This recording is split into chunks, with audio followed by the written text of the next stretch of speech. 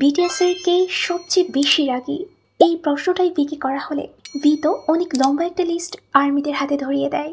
ওই লিস্টে নাম্বার 7-এ আছেন নামজুন। ভি এর মতে নামজুনকে দেখতে অনেক রাগী মনে হলেও সে অনেক শান্ত স্বভাবের মানুষ, এত সহজে সে রেগে যায় না।